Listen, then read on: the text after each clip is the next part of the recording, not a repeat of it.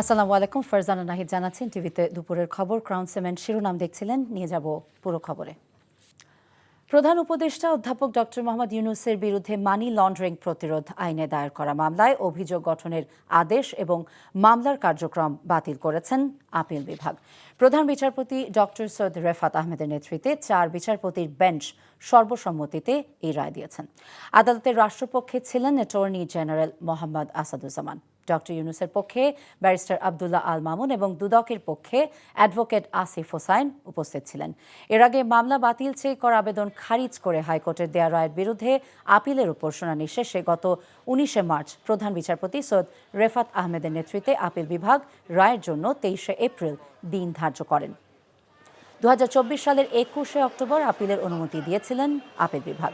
দুদকের উপপরিচালক গুলশান আনোয়ার বাদী হয়ে 2023 সালের 30 মে মামলাটি দায়ের করেন।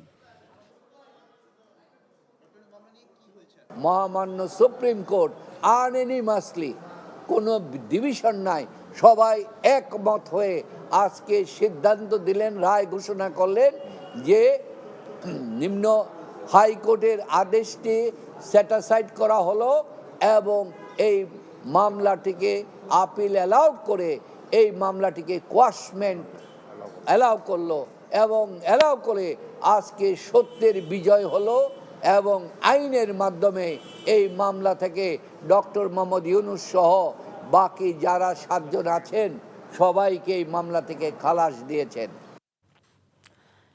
দর্শক, কুয়েট ক্যাম্পাসে আছেন সিনিয়র করেসপন্ডেন্ট মোহাম্মদ আবু তৈয়ব। আমরা সরাসরি তার সাথে যুক্ত হচ্ছি।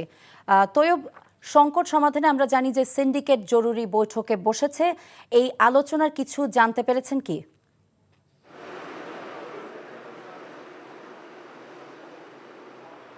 জি নাই, আপনি একটু আগে খবরে যেমনটি বলছিলেন, ছাত্ররা কিন্তু এখন পর্যন্ত এখানে ওই অনশনে রয়েছে।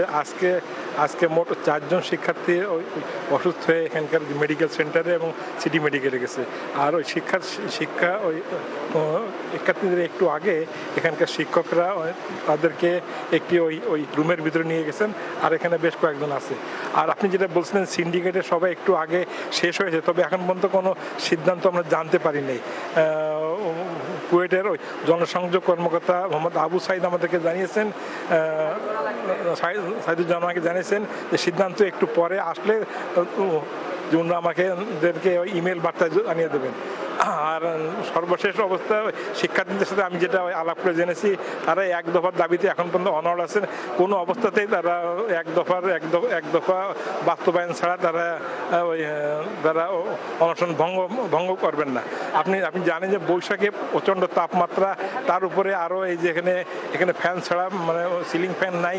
এরা শিক্ষার্থীরা স্বাভাবিকভাবে বেশ ওই অসুস্থ হয়ে পড়ছে, তারা বেশ একটু ওই দুর্বল অবস্থায় আছে এবং তারা বলছে যে তারা যাই হোক তাই এক দফা বাস্তবায়ন ছাড়া কোনো অবস্থাতেই ফিরে যাবেন। আপনি জানেন গত ওই 18 ফেব্রুয়ারিতে কুয়েটের যে সহিংস ঘটনা হয় তারপর থেকে এই অবস্থা এবং বেশ কিছুদিন বন্ধ থাকার পরে গত 13 এপ্রিল থেকে তারা আবার নতুন করে আন্দোলন শুরু হয়েছে। সব মিলে এখন পর্যন্ত কুয়েটের অবস্থা বলা যায় অশান্ত এবং অস্থিতিশীল অবস্থা। সর্বশেষ কি হবে তা এখন পর্যন্ত জানি না। ওই সিন্ডিকেটের ওই মিটিংয়ের সিদ্ধান্ত এলে হয়তো আমরা জানতে পারবো। জি নাহিদ, এসেছিল খুলনা থেকে সর্বশেষ। দর্শক, আমরা খুলনা থেকে জানছিলাম কুয়েটের খবর। অপ্রয়োজনীয় সংস্কার দেশের বিপর্যয় ডেকে আনবে উল্লেখ করে বিএনপির স্থায়ী কমিটির সদস্য মির্জা আব্বাস বলেছেন, প্রয়োজনীয় সংস্কারের পক্ষে বিএনপি। সকালে জাতীয় প্রেস ক্লাবে গণতন্ত্র ফোরাম আয়োজিত গণতন্ত্র সংস্কার এবং বাস্তবায়ন শীর্ষক আলোচনা সভায় তিনি এসব কথা বলেন। দ্রুত নির্বাচন আয়োজন নিয়ে আশঙ্কা তৈরি হয়েছে এমন অভিযোগ এনে দেশবিরোধী ষড়যন্ত্র রুখতে নির্বাচনের কোনো বিকল্প নেই বলে জানান মির্জা আব্বাস। ষড়যন্ত্র মোকাবেলায় সব রাজনৈতিক দলকে ঐক্যবদ্ধ থাকার আহ্বান জানান তিনি। সচিবালয়, পুলিশ প্রশাসন আওয়ামী লীগের দোসরদের কবল থেকে এখনও মুক্ত করা যায়নি বলেও অভিযোগ করেন বিএনপির এই নেতা।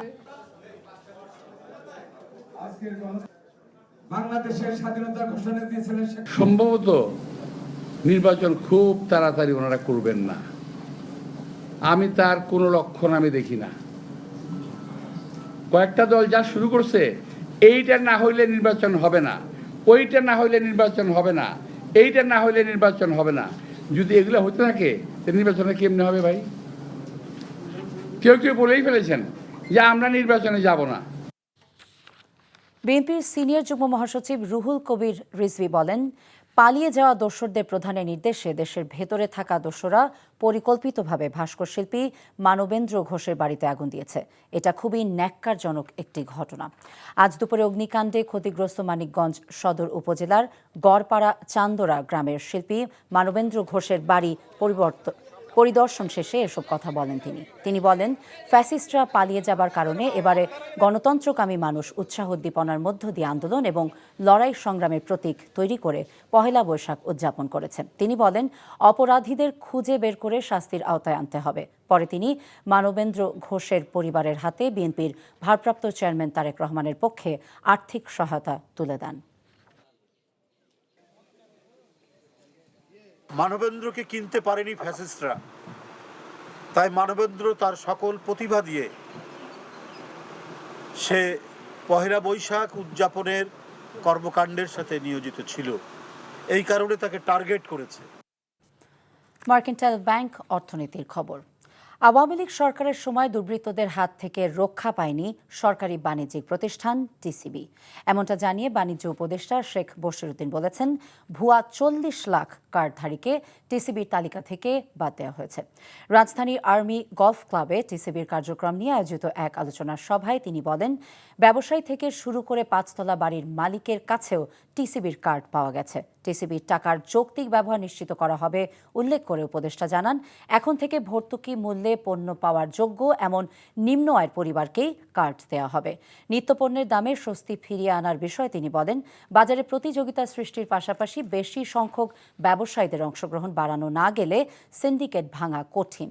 অনুষ্ঠানে টিসিবির chairman brigadier general Mohammad Faisal Azad জানান, আগামীতে চাল, ডাল, তেল এবং চিনির সঙ্গে সারা দেশে নিম্ন আয়ের 1 কোটি পরিবারের মাঝে ভর্তুকি মূল্যে ডিম ও সাবান সরবরাহ করবে টিসিবি।